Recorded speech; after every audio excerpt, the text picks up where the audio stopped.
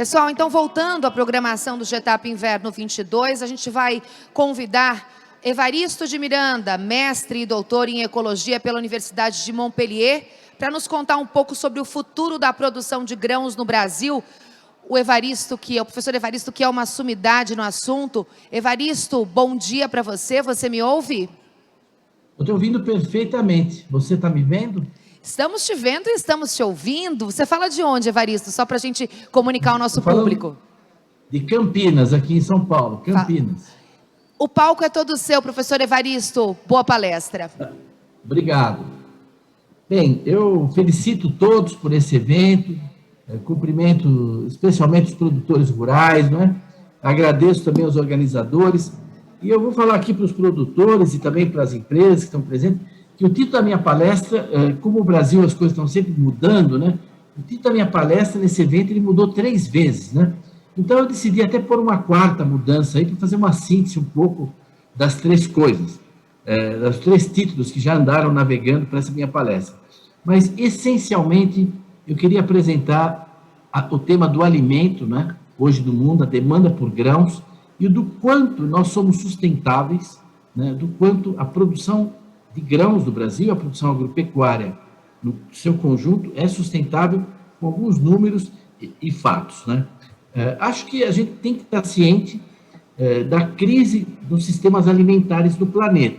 Talvez isso já foi tratado, será tratado no evento, mas, assim, nós tivemos, primeiro, quanto a pandemia afetou a produção, a distribuição, depois, em cima, veio o conflito da Ucrânia, né, perturbando a exportação de grãos, né? As sanções contra a Rússia pioraram ainda mais a questão de fertilizantes e energia, tivemos problemas de logística nas cadeias de suprimento, né? Os preços dos insumos agrícolas cresceram, a logística, o preço cresceu muito, houve também muita especulação, no caso dos adubos no Brasil, é impressionante o que houve de especulação em cima disso, né? Inflação alta no preço dos alimentos, e isso teve um impacto final para os consumidores, né? Agravando mais esse quadro, em países onde o Estado é intervencionista, como na Índia, na Argentina, no Egito, em vários lugares, eles proibiram a exportação de alimentos, né? Esse aumento do protecionismo aconteceu, e ainda por cima tivemos dificuldades climáticas. A Europa teve um outono passado, né? O inverno e o outono muito seco, né? Um verão muito quente, com problemas na produção. Os Estados Unidos também choveu muito, atrasou na primavera o plantio, etc. Então, nós temos hoje um quadro de crescimento global da insegurança alimentar. Isso é um fato. Quer dizer, isso é planetário, né? A insegurança alimentar aumentou porque aumentou o preço, diminuiu a produção, etc, etc. Tanto que o G7, em junho, destacou essa imperiosa necessidade da gente aumentar a produção de alimentos, quer dizer, aumentar a produção de grãos no mundo, né? E aumentar a segurança alimentar global, e, sobretudo, proteger quem está mais vulnerável. O Brasil, como vocês sabem, eu não vou no detalhe, é um grande líder na exportação de alimentos no mundo, né? Nós temos metade do mercado mundial de soja, 80% de suco de laranja, já temos quase 1/4 do mercado mundial de milho, etc. Então, isso tem muito a ver conosco, né? O Brasil é um grande produtor de alimentos, está produzindo aí 270 milhões de toneladas de grãos por ano, perspectiva de aproximar já os 300 milhões, né, nessa próxima safra, né? Mas, além disso, a gente produz 35 milhões de toneladas de tubérculos, né? 40 milhões de toneladas de frutas por ano, somos o 3º produtor mundial de frutas, né? 10 milhões de toneladas de hortaliças, 35 milhões de toneladas de açúcar, né, que é um alimento essencial, presente em um monte de coisa. Então, só a produção vegetal no Brasil, ela já alimenta há vários anos mais de 1 bilhão de pessoas. Só a produção vegetal brasileira, né? Mas nós temos uma produção animal, consome até uma parte dessa produção de grãos, etc., mas muita coisa se faz a pasto, etc. O Brasil é um grande produtor, né, de carne bovina, de frango, de suíno, de leite, né, de ovos, além de outras proteínas animais, né? O Brasil está abatendo aí por ano, isso varia, depende dos anos, mas, enfim, nós chegamos aí em torno de 40 milhões de bois e 40 milhões de suínos abatidos por ano, aumentou muito o abate de suínos, né? 6 bilhões de frangos, quase uma população do planeta de frango. E não só isso aí, para concluir essa rápida introdução, nós temos diversificado muito a nossa exportação nos sistemas alimentares, as cooperativas brasileiras, sobretudo. Né? Para você ter uma ideia, em 2021, ano passado, nós exportamos para mais de 180 países o agro brasileiro. 180 países. Talvez muitos de vocês saibam, mas tem gente que não imagina isso. Né? E cresceu essa nossa exportação 18%. E, sobretudo, nós abrimos o mercado para 69 produtos novos em 30 países diferentes. Quer dizer, o Brasil não é só soja, milho, carne bovina, frango, não. Ele está aumentando muito essa capilaridade nas exportações de alimentos. Nós passamos a exportar o ano passado maçã para a Colômbia, para Honduras, para a Nicarágua, limão Tahiti para o Chile, gergelim para o México. Estou dando alguns exemplos aqui, mas foram 69 produtos, né? Carne e genética bovina para o Iêmen, né? Não é para os Emirados Árabes Unidos, estou falando do Iêmen, um país atrasado, pobre, etc., né? Para o Vietnã e tal. E tivemos recorde o ano passado, recorde na exportação de frutas frescas, né? Aí não está entrando o suco de laranja, né? Mas pela primeira vez a gente ultrapassou $1 bilhão na exportação de frutas, né? Sobretudo a manga, que é a fruta mais exportada. Ou seja, nós somos um grande produtor de alimentos há muitos anos já, nossa produção cresce todo ano, cada vez a gente exporta mais, e essa exportação de alimentos se torna mais complexa, uma capilaridade enorme. O Brasil é mesmo um líder nessa exportação. Para se ter uma ideia, a exportação brasileira, no ano passado, de agricultura, minério e indústria, deu 280 bilhões de dólares, certo? E os 5 principais produtos, né? Você tem aí o ferro, a soja, o açúcar, a carne bovina, mas o ferro é o principal. E a exportação de petróleo é a terceira exportação do Brasil, em importância. Né? Mas você teve crescimento na exportação de soja, crescimento na exportação de açúcar, e tivemos crescimento na exportação de carne bovina, mesmo com o embargo chinês, né, em termos de valores. Né? O resultado é que, se a gente considera não só o grão de soja, mas também o farelo de soja, que a gente chama de complexo de soja, né, a gente vai para 6 bi, né, temos 6 bi de farelo de soja. Quando você considera o complexo soja todo, quer dizer, grão e farelo, né, o total da exportação soja do Brasil, o ano passado, foi de 44 bilhões de dólares, ultrapassando o primeiro item, que era o minério de ferro, né, que foi de 41.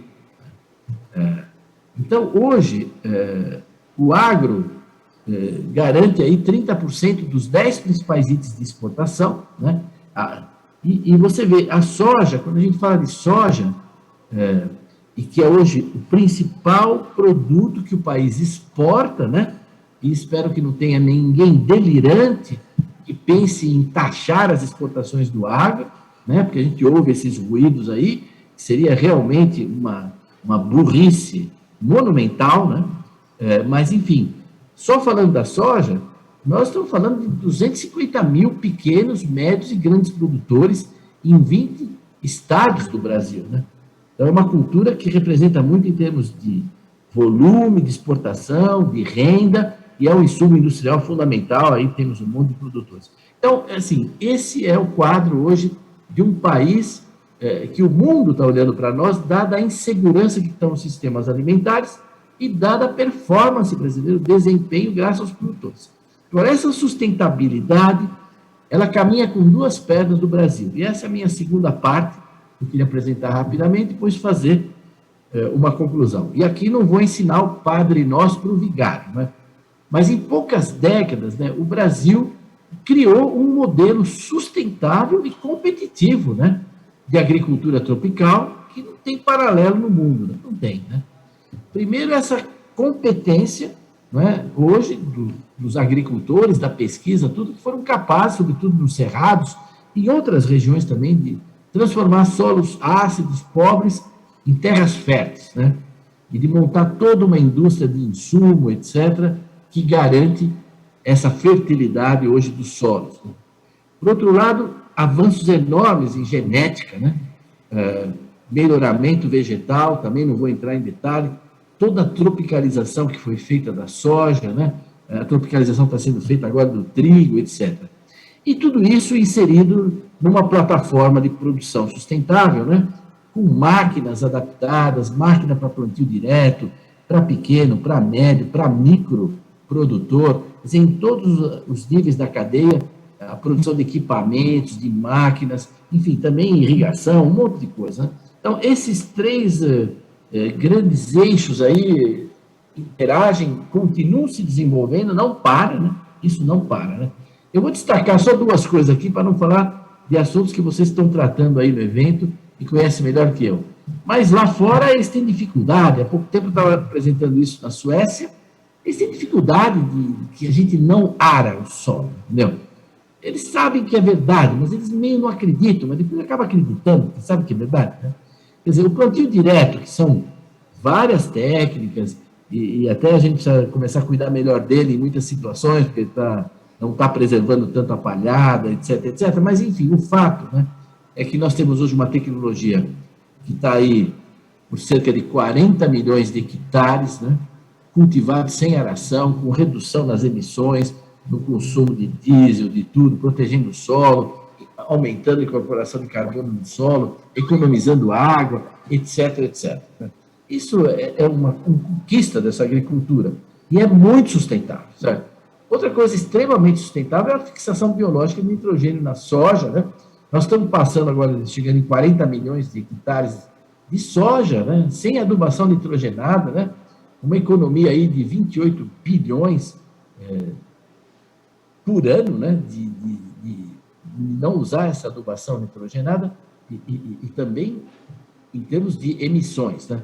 Para falar assim de duas coisas de uma magnitude impressionante da agricultura brasileira. Né? Mas todo esse conjunto vem marcando, então, esses ganhos de produtividade na produção de grãos, vem marcando a sustentabilidade e evitando desmatamentos. Né? Quer dizer, se a gente tivesse que produzir hoje, em 2021, 2022, se agora a gente tivesse que produzir com a produtividade que nós tínhamos nos anos 70, a gente tinha que desmatar, para chegar nessa produção, mais 200 milhões de hectares. Esse é um gráfico que vários de vocês conhecem, não é? Quer dizer, a nossa produtividade cresceu tanto e a área cultivada cresceu muito pouco. Então, toda essa tecnologia evitou desmatamento. Isso já foi evitado, esse desmatamento. Se a gente tivesse que estar produzindo o que produz hoje, com a produtividade dos anos 70, ia ter mais 200 milhões de hectares de plantio, e não temos, né? Quando a gente compara com o mundo, esse é um estudo que foi realizado pela NASA e que chegou nos mesmos números que a Embrapa já tinha chegado. A Embrapa já tinha anunciado 2 anos antes que o Brasil cultivava 7,8% do seu território, apenas 7,8% cultivado, não estamos falando de pastagem, mas quando a gente anunciou isso, muita gente falava, não, mas é mais, não sei o quê. Na realidade, foi feito esse estudo da NASA, tem a referência aí, eu não vou entrar em detalhe, mas durante 3 anos, com um detalhe de 30 metros, eles mapearam as áreas cultivadas de todos os países do mundo. Né? É impressionante na Europa, né? Você pega um país como a Dinamarca, eles aram a terra, não estamos falando de pastagem, estamos falando de área cultivada. 77% da Dinamarca é arada todo ano. 77%, certo? Ainda tem as pastagens. Né? Se você falar da Ucrânia, 75% da Ucrânia é arada todo ano. E com os solos que eles têm toda a razão de fazer isso. Mas quando você vai para a Holanda, para a Inglaterra, para a Espanha, é todo mundo 65%, é dessa ordem. Eles aram 60%, 65% das suas terras na Europa. A Alemanha ara 57% da Alemanha é arada, além das áreas de pastagem. Né? Mesmo a Índia, é um país enorme, a Índia ara 60% do seu território. E o Brasil, que está lá no outro extremo desse gráfico, espero que vocês estejam vendo aí, ara 7,6%. Cultiva, quer dizer, toda essa cana-de-açúcar que produz esses quase 40 milhões de toneladas de açúcar, toda essa cana que produz quase 30 bilhões de litros de etanol, quer dizer, toda essa produção de frutas, todas essas quase 270 milhões de toneladas de grãos, etc., tudo isso nós estamos usando, não chega a ser 8% do Brasil. Então, o Brasil ele ainda pode aumentar a área. Ninguém está dizendo que nós precisamos desmatar obrigatoriamente. Mas, assim, ele tem área, ele cultiva muito pouco do seu território. Não é? Muito pouco do seu território. Quer dizer, é uma performance de produtividade. E isso que ocorre na agricultura está ocorrendo também na pecuária. Né? A pecuária brasileira, a cada ano, se intensifica mais, não é? Com sistemas cada vez mais integrados com a produção agropecuária. Um exemplo disso é o ILP, na integração lavoura-pecuária, que às vezes é também integração com a floresta.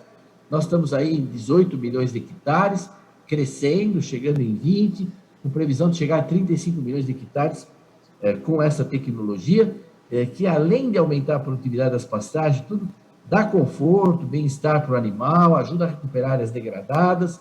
E no fim, você acaba tendo 2, 3 colheitas por ano, não é? Porque você colhe 2 colheitas de grão e tem uma colheita de carne ou de leite, né? Isso tem acabado com uma conversa que a gente ouve ainda aí. O Brasil não precisa derrubar uma árvore, ele pode transformar pastagem degradada em área cultivada. Não é ou pastagem degradada ou agricultura, é pastagem e agricultura, no mesmo lugar, não é? Com a tecnologia, né? Agora, há locais que a pecuária é importante, porque tudo de relevo, solos pedregosos, tudo isso, e que tem uma pecuária muito produtiva, rentável, que são áreas que não são passíveis de serem mecanizadas. Mas o país está trabalhando, já tem certificação para carne carbono neutro, pouca gente no mundo tem isso. Nós estamos trabalhando agora na Embrapa com o leite net zero, não é? Em termos de forrageiras, tem tido avanços enormes no Brasil, né? Permitindo triplicar a lotação e resistente a grandes pragas, a problemas que existem na Amazônia. Então, a produtividade das nossas pastagens não para. Eu queria concluir com esse gráfico, que não sei se todos conhecem, mas é muito relevante. Vocês veem em azul, não é? A área de pastagem no Brasil. Todo ano diminui a área de pastagem no Brasil. Todo ano tem menos pasto no Brasil. Este ano, de 2022, tem menos área de pastagem do que tinha em 21. E 21 tinha menos pasto do que tinha em 1920. A nossa área de pastagem se reduz a cada ano. E você vê na mídia, às vezes, algumas ONGs ambientalistas, o pessoal falando que as pastagens estão aumentando. Tá? Não é verdade. A área de pastagem do Brasil diminui todo ano e o nosso rebanho bovino vem aumentando constantemente. Mas mais do que aumentar o rebanho bovino, vem aumentando muito a produção de carne, não é? Vocês veem em 32 anos o que foi a evolução, né? Um rebanho bovino que aumentou pouco, comparado com o que foi o aumento da produção de mais de 100% para um rebanho que aumentou 15% aí, e de uma produtividade aumentando 140%. Então, claro que tem pastagem degradada no Brasil, mas não no nível que se fala e não com a dinâmica que se fala, porque se a gente estivesse degradando pasto, e tem algum lugar que está degradando pasto, mas essa não é a dinâmica, senão você não estava aumentando a produtividade de carne, de rebanho, de tudo e reduzindo área, né? Então, concluindo isso daí, esse agronegócio brasileiro, sobretudo na produção agrícola e cada vez na pecuária, eu acho que daqui a uns anos a pecuária vai ser exemplo para o mundo tropical em sustentabilidade, como já é exemplo a produção de grãos no Brasil. Mas esse agro incomoda, está sob ataque permanente de concorrentes, né? E o grande foco deles, primeiro era trabalho infantil, era isso, era aquilo, agora é o tema ambiental, né? Então, os agricultores, os pecuaristas são apresentados como vilões do meio ambiente, né? Como gente que não preserva, destrói, etc. Ora, O Brasil é o país do mundo que mais protege o seu território. Nós temos hoje no país cerca de quase 2.500 áreas protegidas, ou comunidades de conservação de vários tipos, Parque Nacional, Floresta Nacional, Estação Ecológica, etc., ou como terras indígenas. Então, isso representa 30% do país. Área declarada, existe, declarada, parque, etc. Quando a gente compara em termos de áreas protegidas, que são, em geral, áreas públicas, em sua maioria, bom, os grandes países do mundo, os países que têm mais de 2 milhões de quilômetros, quanto que eles protegem do seu território? Bom, em média, eles protegem 11%. A Rússia protege 11%, os Estados Unidos 11%, entendeu? A China 15%, Cazaquistão 10%. Esse é o nível que eles estão protegendo, 11%. O Brasil protege 30%, 3 vezes mais do que eles.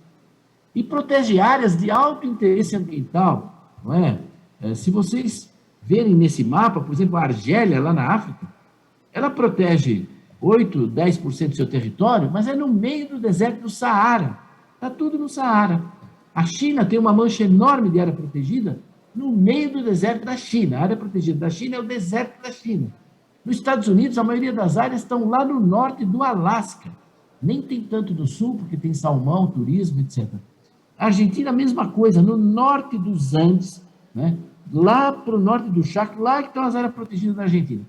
O Brasil tem área protegida no território todo, área de interesse econômico, com potencial de uso, etc. Então, é difícil cuidar de tudo isso, existe invasão, existe um monte de problema. Agora, o que nós protegemos, protegido, terra pública, que não pode chegar lá e plantar soja, não pode chegar lá e montar uma usina de cana-de-açúcar, corresponde à área de 16 países da União Europeia. Essa é a área protegida pelo Brasil. O próprio relatório da ONU de áreas protegidas, ele diz isso, na sua página 32, que o Brasil é o país que tem a maior rede de áreas protegidas terrestres do planeta. Então, nós somos o país que mais protege e ainda apanha como se não tivesse protegido. Agora, só que além das áreas protegidas, tem as áreas preservadas pelos agricultores.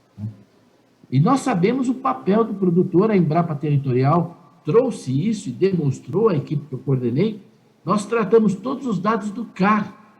E no CAR, o agricultor registrou a área que ele dedica à APP, que ele dedica à reserva legal, para proteger as nascentes, etc.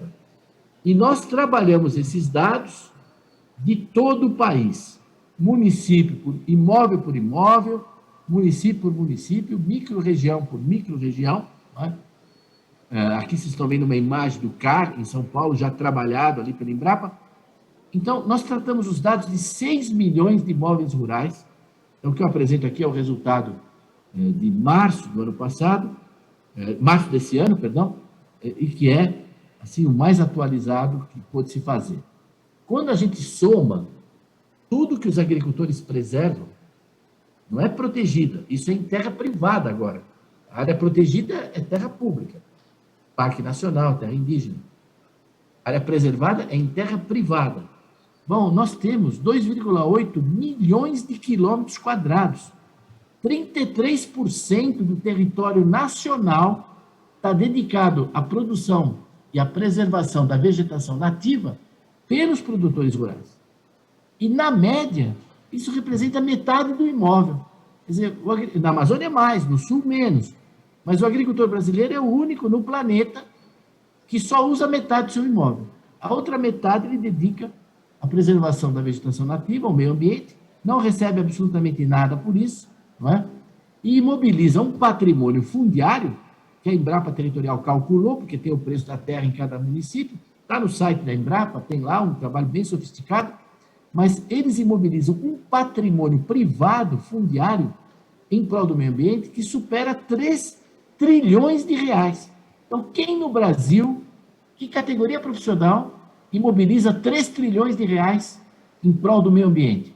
Os advogados, os juízes, os militares, os jornalistas? Não tem, só o produtor rural. Não tem no Brasil ninguém que dedique mais recurso, mais tempo, mais dinheiro, que cuide mais do meio ambiente que o produtor rural brasileiro.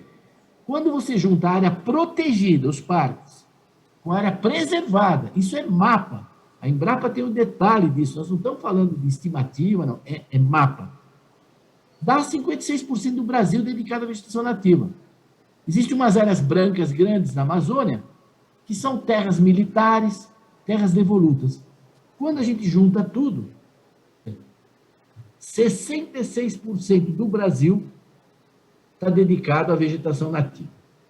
Quer dizer, é uma área que equivale a 130 Dinamarcas, 9 Ucrânias, né? 136 Holandas, 9 Franças. Essa é a nossa área. Quer dizer, hoje, dedicado à vegetação nativa, pelos produtores e pelo setor público, você tem uma área que na Europa equivaleria a 48 países e territórios, né? Uma área gigantesca. E ainda assim se ataca os agricultores. Então, agora, concluindo, se a gente olha como é que é hoje a atribuição, ocupação, uso das terras no Brasil, 66% está dedicado à vegetação nativa. Desses 66%, metade são os produtores rurais que preservam. Ninguém preserva mais do que eles, né? Além disso, tem as unidades de conservação, as terras indígenas, etc. E o uso é 30%, sendo pastagens 21%, lavouras chegando a 8%.